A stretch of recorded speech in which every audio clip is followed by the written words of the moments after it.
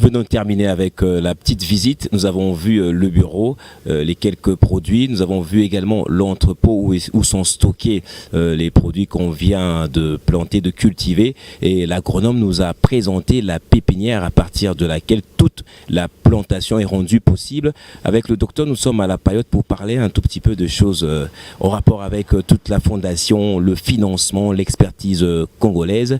Les docteurs, bonjour docteur encore une fois. Bonjour Monsieur Gaëtan. Eh bien, je commence par vous remercier pour la visite, pour avoir accepté de nous ouvrir la porte de votre fondation. Je voudrais savoir d'entrée de jeu, est-ce que tout ceci est possible simplement grâce au financement du FPI ou vous avez d'autres sources de financement en dehors du financement de notre fonds de promotion de l'industrie? Bon, merci Monsieur Gaëtan. Je crois que c'est à moi de vous remercier d'abord donc, de votre visite parce que vous nous avez... vous êtes descendu sur le terrain, loin du centre-ville de Kinshasa, vous êtes venu sur le chantier. À 90 km. À 90 km de Kinshasa, c'est là où on est. Et quand on nous cherche au centre-ville. Et on vous a trouvé ici, vous y passiez une nuit, ça il faut que j'insiste, il faut que je rappelle. Ça fait, vous êtes revenu le dimanche et tout d'un coup, tout de suite, vous êtes venu, vous avez repris avec vos recherches et en Ituri où vous étiez, c'était toujours pour des recherches. On va parler de ça également, voilà. Exactement, donc je suis là presque tout le temps, presque tous les jours. Je pourrais peut-être une fois par semaine, 2 fois au centre-ville, mais je reste là. C'est là où je reste pour me concentrer à ma mission. Et vous avez demandé, oui, tout ce qui est réalisé ici, les constructions, la culture, c'est d'abord l'appui du FPI, hein, c'est les partenaires FPI, et chez qui nous avions déposé un projet et qui nous a appuyés. Et nous sommes en train d'exécuter le projet. Nous avions fini une partie, là nous sommes à la deuxième partie du projet, avec toujours le même bailleur et ça avance bien. Beaucoup disent que vous ne faites rien. Qu'est-ce que vous avez comme réponse à leur donner? Je leur demande seulement de chercher l'information. Nous ne faisons rien par rapport à quoi? Ce que je veux savoir. Ils ont les preuves des images que nous avons montrées. C'est pas en un claquement de doigts qu'on a une fondation, qu'on a tout. Vous savez, M. Gaëtan, processus. Je suis arrivé à Kinshasa avec juste ma tête.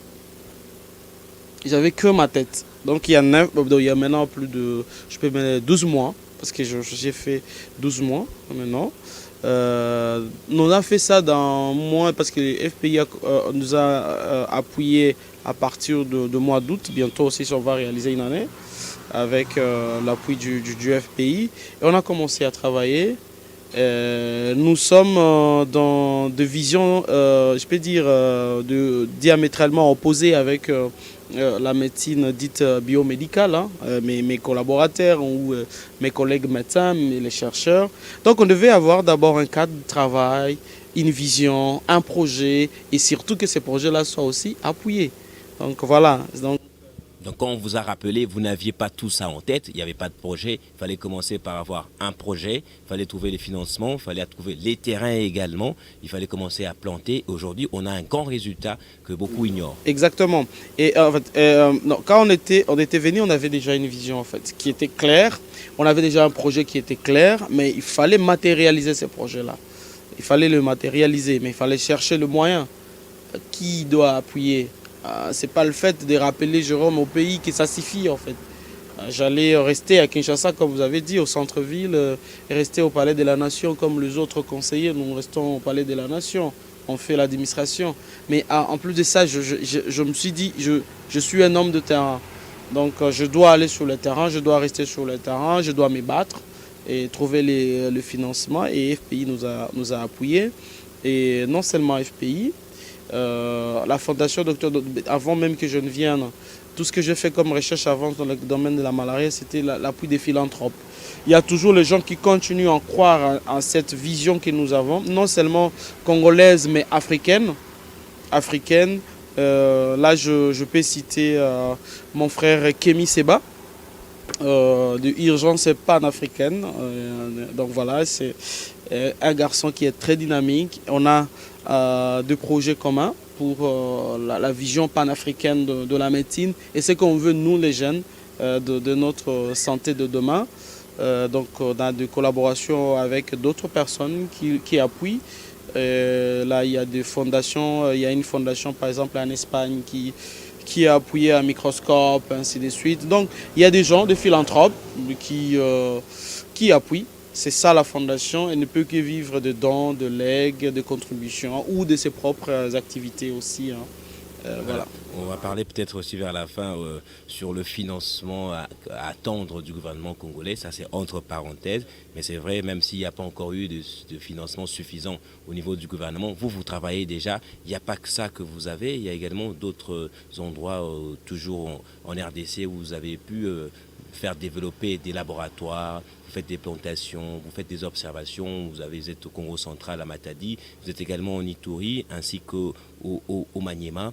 Est-ce que c'est assez simple comme ça d'entrer en contact avec les provinces? Oui, hein, donc nous sommes un peu sollicités par quelques compatriotes, des responsables sanitaires, politiques ou administratifs. Hein. Et au Congo central, ici pas loin d'ici, lorsque nous avions compris qu'on avait assez de difficultés pour avancer dans la ville de Kinshasa, hein, à trouver des très bons partenaires. Donc moi je suis un chercheur, mon meilleur endroit c'est pour moi, la recherche clinique, mon meilleur endroit ce n'est qu'un hôpital. Donc je peux quitter mon laboratoire ici, j'ai mon produit, mais il faut que ce produit-là prouve son efficacité. Donc j'ai besoin d'un hôpital. J'ai crié plusieurs fois quand on dit ils ne font rien. Oui, ils ne savent pas des combats que nous menons. Donc c'est pas facile de mener ces combats-là. On a trouvé un très bon endroit des autorités à Matadi, où à Matadi nous avons lancé des essais cliniques, que nous avions fini la deuxième phase. Là, nous sommes en train d'amorcer la troisième phase des essais cliniques, comme c'est recommandé par le gouvernement et par l'Organisation mondiale de la santé. Nous avons toute une très bonne organisation de médecins, des comités scientifiques, des pavillons réservés uniquement hein, chez nous à l'hôpital de Kinkanda, réservés uniquement pour nous, pour la Fondation Mouniangui. Fondation Mouniangui appuie pour la réhabilitation, d'un pavillon à Kinkanda où nous sommes en train de le faire, où c'est là où nous habitons, nous faisons toutes nos recherches.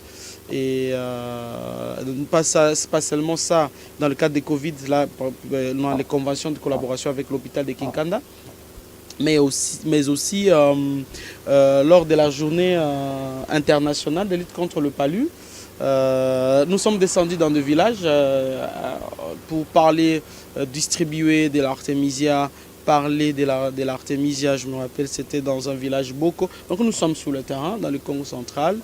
Et dans la province du Maniema, nous avons un hôpital complètement,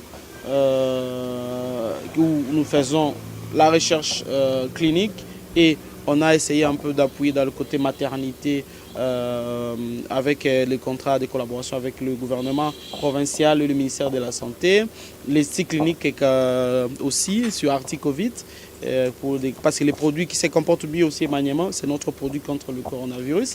Mais en Ituri, vous venez de citer Ituri tout à l'heure, je viens de l'Ituri, j'étais là, je fais une semaine, il y a eu deux philanthropes, hein, des gens de bonne volonté qui m'ont invité, je suis parti et on a fait des très bonnes collaborations avec des hôpitaux en Ituri, faire des conférences à la faculté de médecine et donner un peu quelques produits aux FARDC localement parce qu'ils sont aussi touchés par cette pandémie. Alors donc comme ça, la Fondation soutient également nos soldats qui sont au front. Parce qu'on ne peut pas que mourir d'une balle, mais il y a également la maladie qui peut mettre à terre un militaire. Exactement. Et je crois que c'est lors de discussions avec le commandant de la 32e région militaire de l'Ituri, qui est à Bunia, la Fondation montre sa volonté d'accompagner nos soldats au front avec des produits faits localement, parce que nous pensons que nous avons le même combat et se battre contre un ennemi visible. Nous nous battons contre un ennemi invisible et les maladies, je vis ça, comment nos phares d'essai sont soignés, c'est comment les maladies sévit.